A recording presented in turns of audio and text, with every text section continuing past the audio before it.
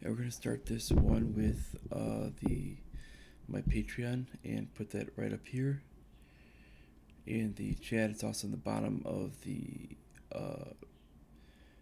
description. And with this one, we're basically going to go on to what Andrew Weissmann quitting really means for the Mueller Probe. And really what we're going with is, after we've had so many people quitting, it really should kind of lead people down what it really means for the whole thing.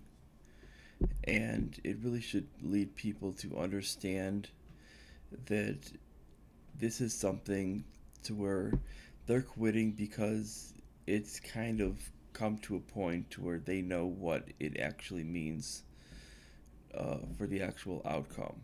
They know that people are actually seeing what's happening. And this is something which is actually essentially the rats jumping the ship, because they understand that this is something where everybody was essentially trying to cover up for what was really going on from the start. This was essentially a campaign that really was from the Democratic side that was essentially trying to rig the elections by going with the starting out with the media. Then they were basically working with the media to essentially they were funneling money over and trying to make it essentially where it was equal to a banana republic. And this is something that's it starts with that, to essentially make sure that the Democrats won. Now, a lot of people got suspicious with this, and they looked for media coverage elsewhere. And this is why we had the result. Now, this led to them basically wanting to arrange a coup. And instead of doing essentially a violent coup, because they knew the military would not exactly accept that, and the military would most likely reject this and potentially try to ignore what they're trying to do. This was a case to where we're talking that they tried to do it through the bureaucracy. You can call it the deep state, whatever you want to call it. This is the bureaucracy who tried to do it, and they did it through. They're trying to do it through the Department of Justice and the FBI. And this is essentially what ended up happening. Was they were basically scheming together because they did not like the idea of someone that would have come in that did not go through the normal protocol. And what it really was it boils down to that. It didn't really matter, I don't think, between Republican or Democrat, because the fact is these people had worked for both. This was a major factor in people that did not take on John Hay Initiative advisors in their campaigns. Now, if we look at it, they knew Hillary was going to be anointed on the Democratic side, so there was no worry on that. She was going to have her John Hay Initiative people. On the Republican side, there were only two people that they had to worry about. One was Rand Paul, who obviously was not going to take any of these people, and the other one was Donald Trump. Now, Rand Paul, they were basically doing whatever they could to sabotage his campaign, and they laughed off Donald Trump as some type of joke. Well, Donald Trump ends up winning the presidency, and this causes a problem for them when he wins the nomination first and then the presidency, so they realize we have to do something. And their whole thing is to essentially arrange a coup to get him thrown out. So they come up with this elaborate hoax, and they claim that he's working with the Russians when there's no legitimacy. Now, where this goes into the actual idea of the DNC server is it goes back to the idea of there was at least one disgruntled worker that was mad about the outcome of the Bernie Sanders being basically screwed out of the chance to win, or at least have a chance to win the nomination. the nomination was basically handed over. And this is even set up in court cases. The courts basically said is the group has the free will to essentially do this. But where there was a problem with this was investors into these campaigns should have been notified in advance that the DNC was going to do this, so that they would have known in advance and they would not have been giving to other campaigns, and the other people running would have been able to say, hey, I'm not going to run if I know this, and I can run on a third ticket, so that I would actually have a fair shot of being able to get elected to represent a party.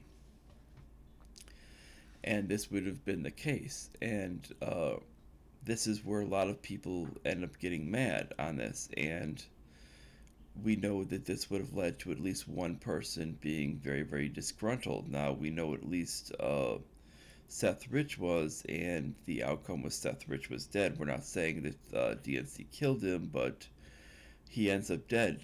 Now, since he had access to a lot of the information, there have been a lot of people, including Julian Assange, who's actually hinted at that he was the one who handed over the information to WikiLeaks. Now, WikiLeaks is an actual journalist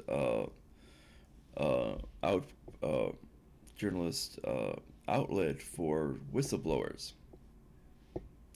And that's mainly how they get their information, is from whistleblowers. Sometimes they'll actually just post direct declassified documents as well, but it's mainly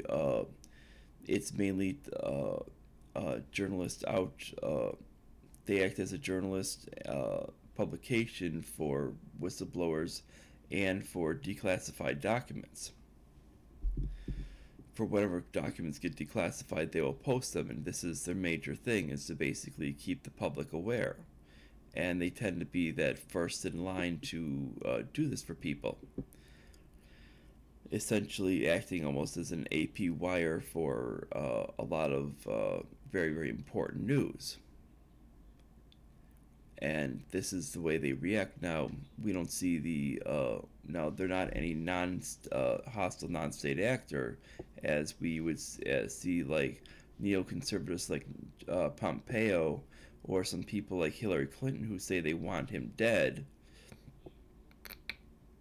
For Julian Assange, this is basically what they are. So they're actually a journalist, and they classify under the First Amendment as any other journalist. And what ended up happening was this essentially is where they went, and they basically had this information of how a lot of stuff was handed over, and it released a lot of the information of how CNN was working with, how Donna Brazile was handing over questions in advance to Hillary Clinton when she was working with CNN, while she was actually in the same time working with the DNC. And so she was handing questions over in advance, and these emails were leaked over to WikiLeaks.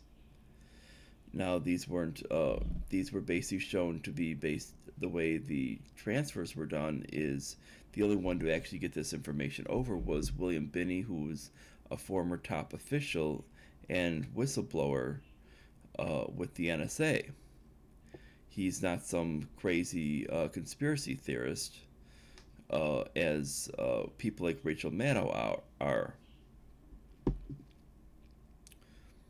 And when we're talking about this is where the problem of this whole investigation starts, is you have to understand is if it was meant to be a serious investigation, they would have actually grabbed the server and requested it, not say, "Oh, it's fine. You can investigate your own server and have your own IT people investigate it for you." That's not how an investigation works. You say no. If we're going to actually go on with an investigation, you're going to hand this over, and we're going to investigate it. Otherwise, there's not going to be any investigation whatsoever. And this is not what happened.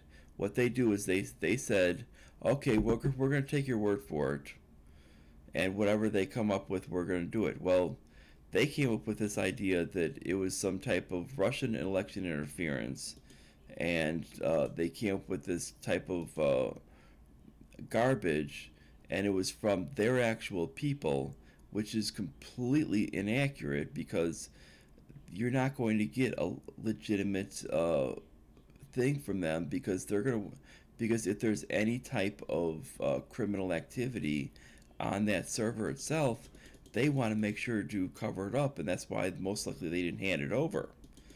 Uh, Especially when we see that there's potential violations with the FEC that could actually link directly to that. I mean, we know that there have been a lot of people with FEC violations in this last election. One of which is actually Jeb Bush, who was just recently busted. Who actually has links to China. We also have people who is big establishment person they hope to win. You also go with Bernie Sanders, who was receiving money from Australia. That's another person. So when we're talking about this means that there was a lot of money in certain people that was big money from other parties around the world.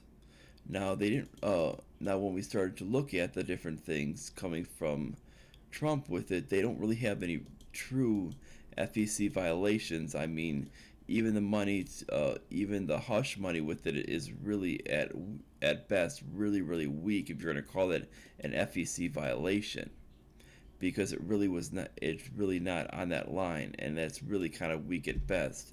That's why the Cohen charges are kind of bogus when it comes down to that. If you're going to call it an FEC violation, I mean there are other problems with it, but that should not be one of them.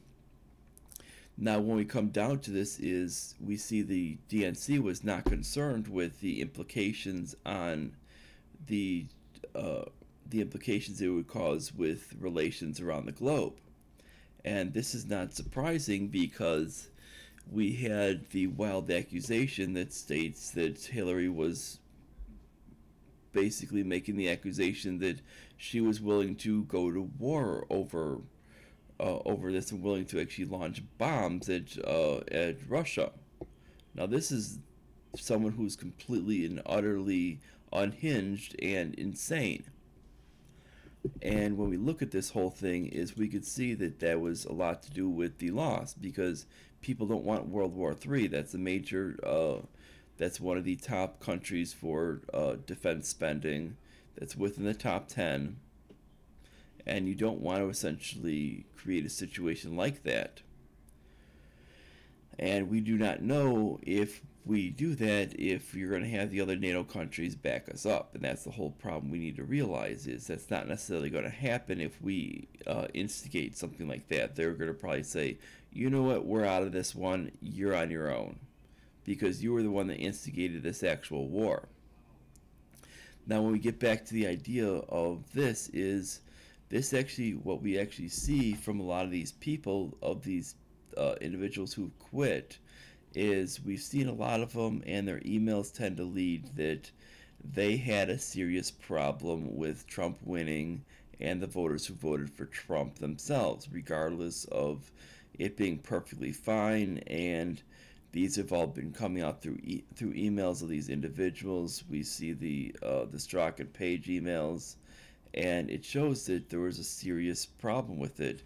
And the bureaucracy even tried to limit the number of these emails coming out because they know it would have been very damning. And they tried to essentially say that certain emails and texts in between did not exist, or they lost them, even though that was not the case. This was basically a point to actually block them from being released, and it took FISA requests and lawsuits to actually get a lot of these released. And this is from Judicial Watch. And it was what Congress could not get released because of the fact of people like Rosenstein actually doing this and trying to block it, which shows that he's very much part of the problem.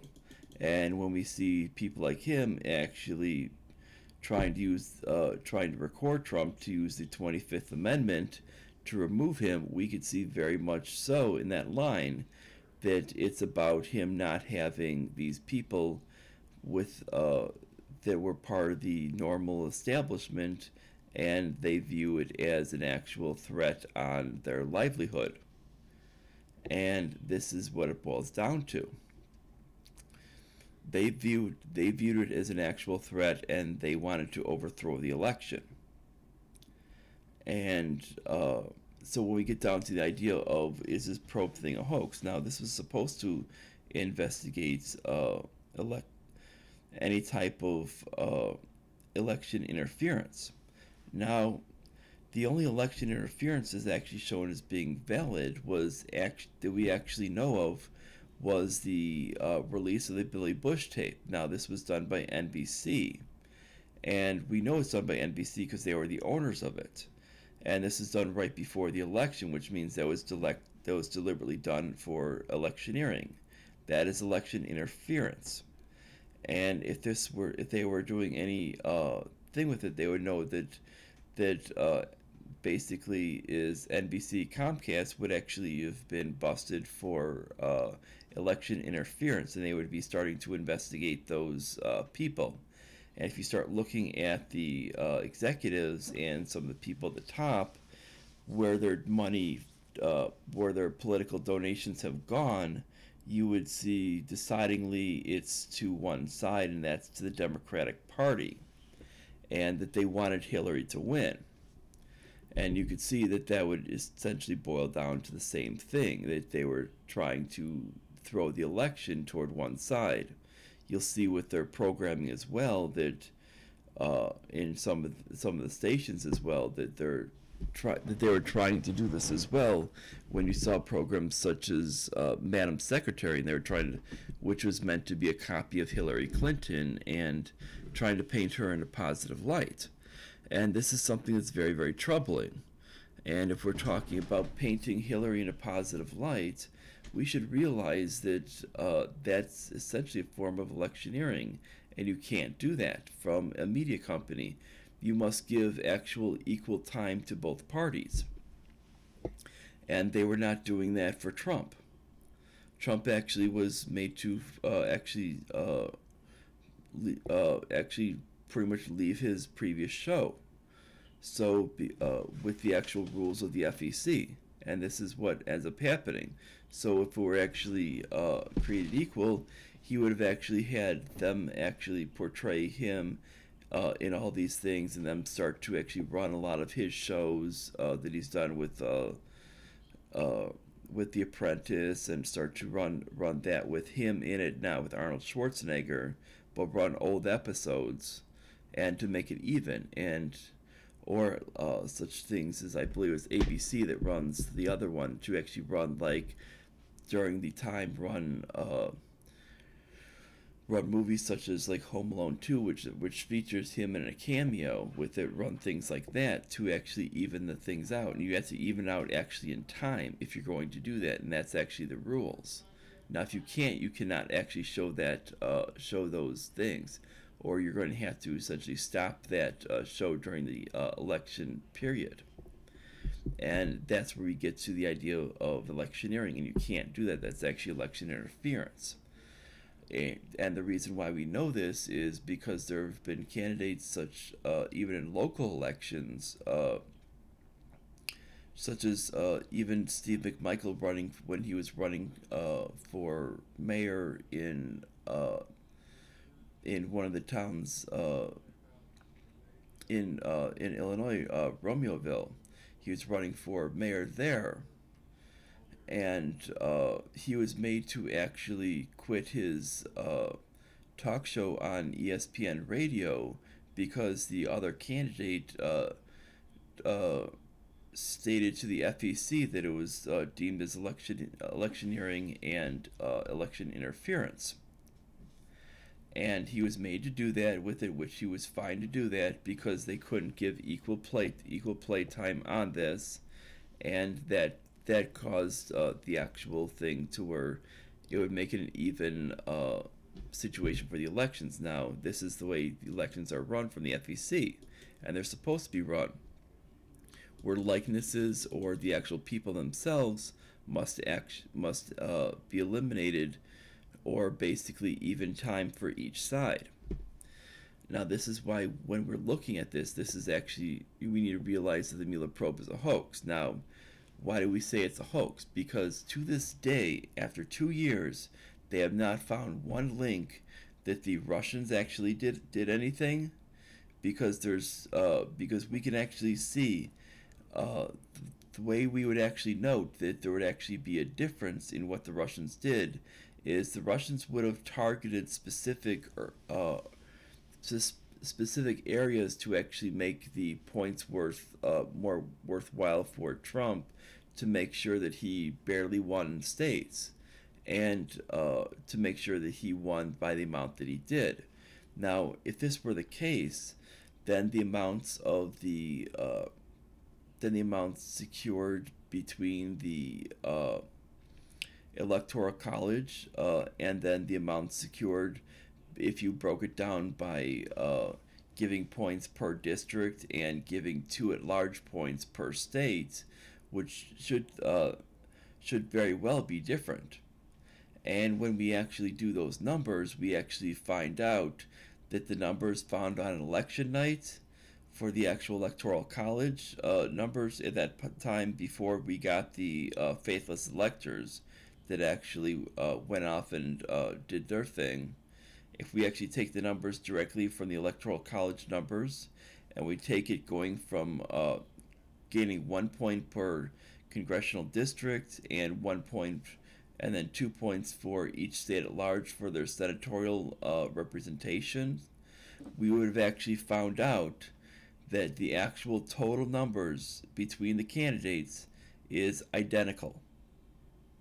This means that that if there was any Russian interference, they did a damn good job, because they made everything exactly the same.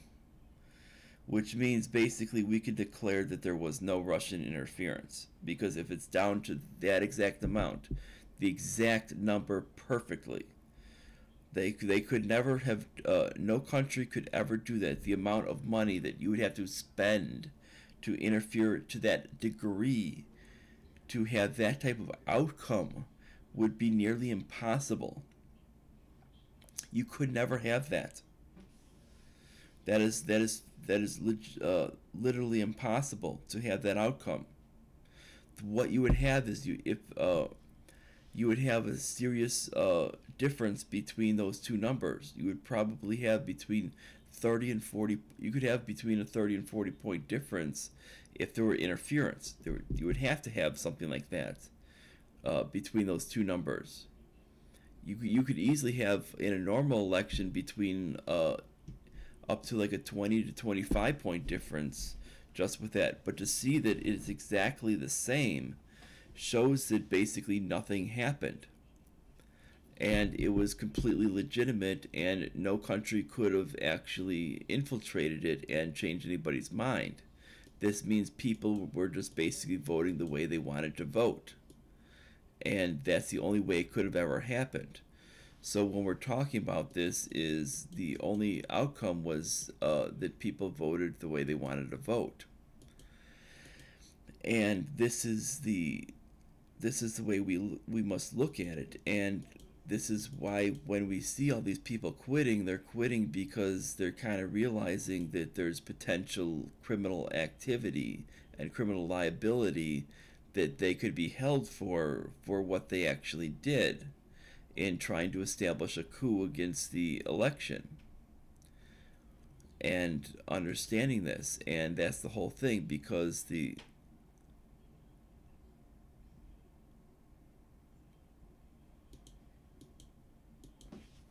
understanding that that this whole thing was built on basically a conspiracy theory that was completely unproven, and that there was no facts to actually prove it to begin with. It was basically a bunch of garbage.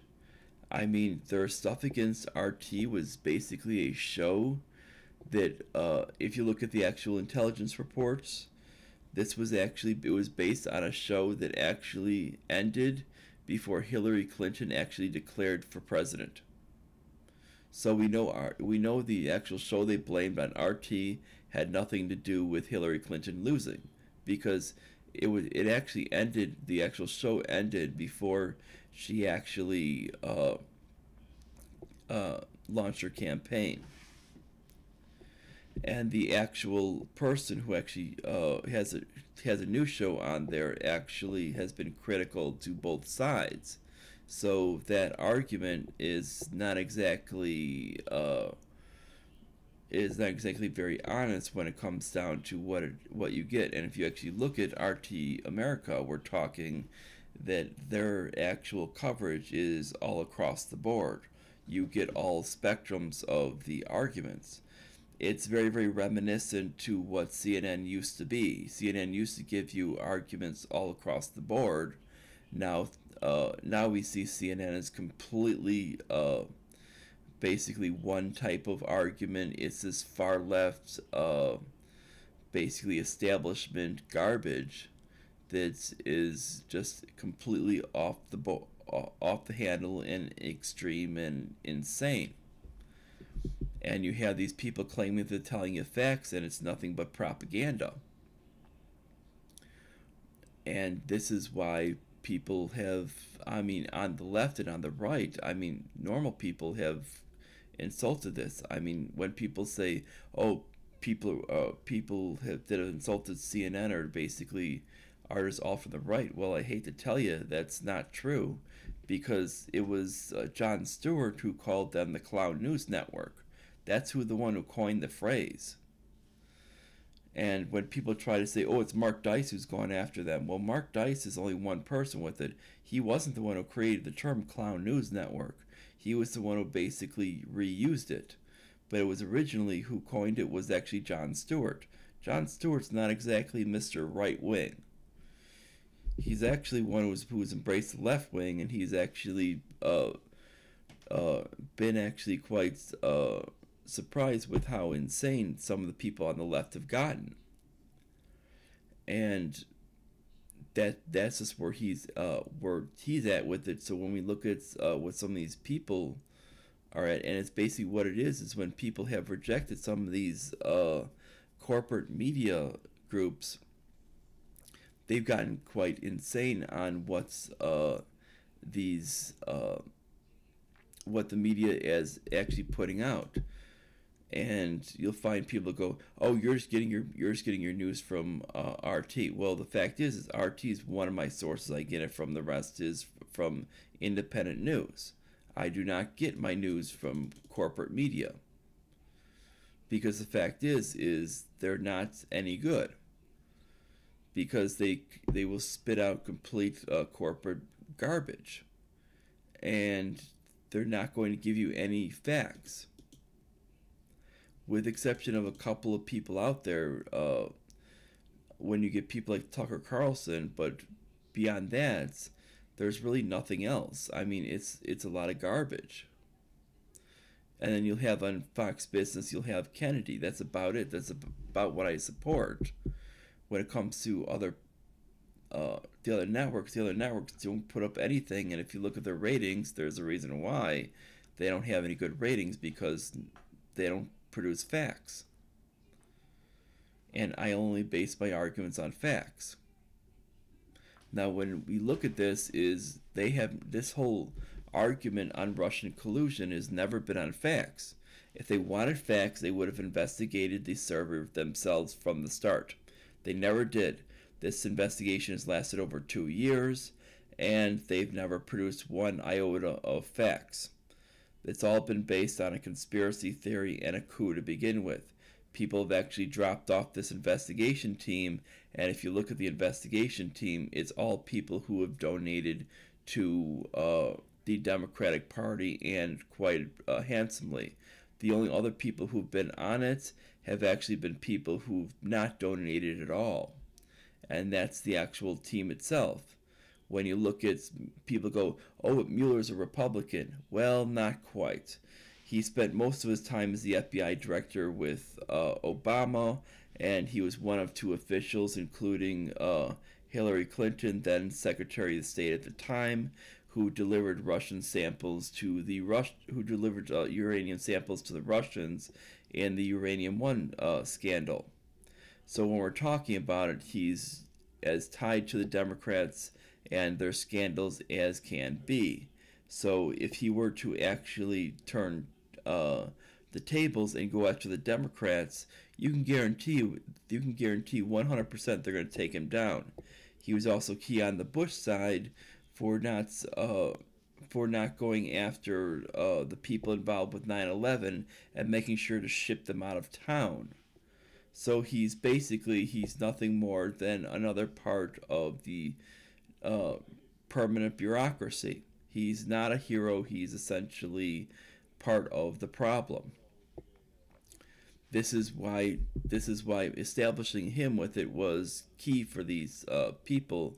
That what they wanted someone who essentially was part of the problem, and that people who were interested in the coup could get. Well, the fact is they needed to find something that would be somewhat believable that the courts could accept, and there's nothing that they had there. And since basically all the people were telling him that they wanted to turn over as witnesses, were telling him to basically go suck a lemon and to cram it with walnuts, the end result so far is they haven't been able to get anything legitimate. And that's why even going after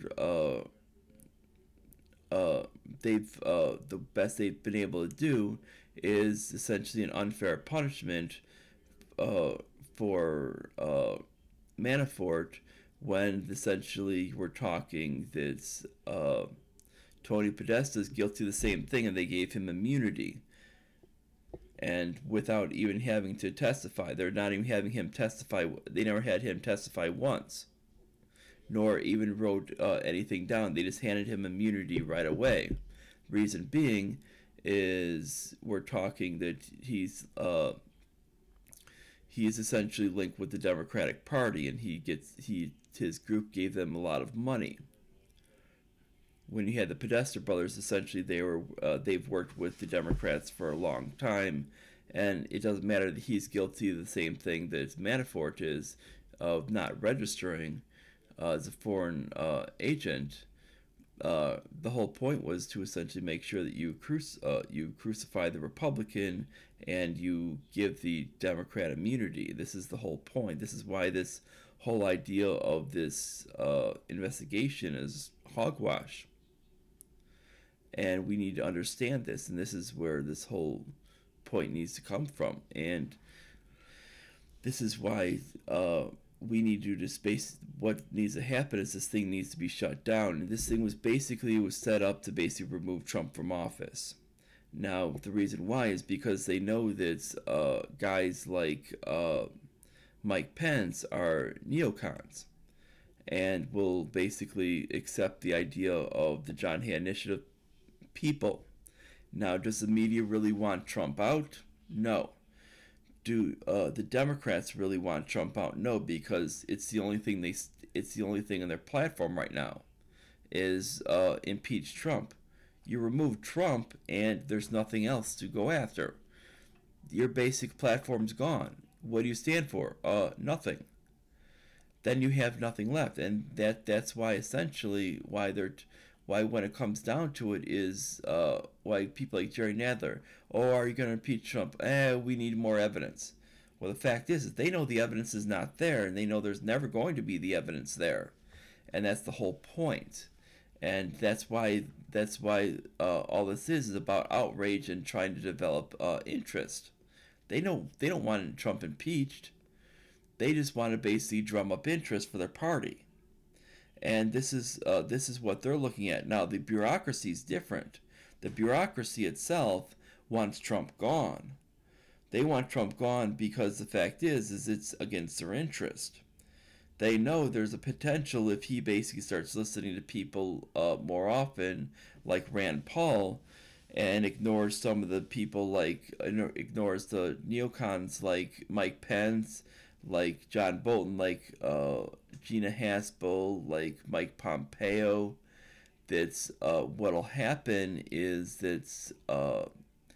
he is that these people are going to be in real big danger of having either their departments cut down, potentially their departments eliminated, and this could essentially lead to a change in the way people view their government, and their government could be essentially severely reduced and limited down to a small fraction of what it really is, and our policies could essentially just be a limited government form of what we currently see now and become a lot more like what we originally were meant to set up for this country and be very, very constitutional.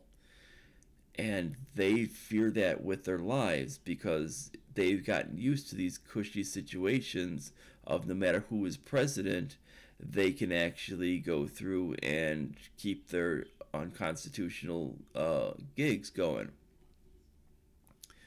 And the moment that someone comes in and says, you know what, I'm going to essentially bust down the door and I'm ending all of this, that's when they say, this guy's got to go. And that's what this is all about from the actual bureaucracy. The bureaucracy hates him. The bureaucracy wants him gone. Everybody else with it is only talking about it, and they have no interest in it because Trump's a cash cow. For the Democrats, he's a cash cow for the media. They don't want him gone. They just want to talk about it because they know if they talk about wanting him gone, that it will drum up a lot of money. It's all about the money there. He's essentially a cash cow. When he's gone with it, they're basically going to be, what are we going to do? Because the fact is they don't know what they're going to do when he's gone. When he's gone in 2024, they're going to say, oops, time's up with it. What do we do now? Because they know they're not likely to gain the presidency because they'll still not have an actual platform. They'll still be complaining about Trump, but the fact is they'll be relying on the money that it drums in. And that this is what we have with this, and I can guarantee you the Mueller probe will still not be turned in by that time. You'll probably have a whole new team, people who basically were pretty much most likely born during the Obama administration will be taking over in this Mueller probe, and that will be what's going to end up happening. And the fact is that's what you're going to see. And that's what's going to be a big part of this, and it's going to be a whole big bunch of garbage. If you like this, and basically I'm just going to end it right here. If you like this, like, subscribe, click the notification bell. Make sure you check out my Patreon page and share it all the way around social media. And this is about it.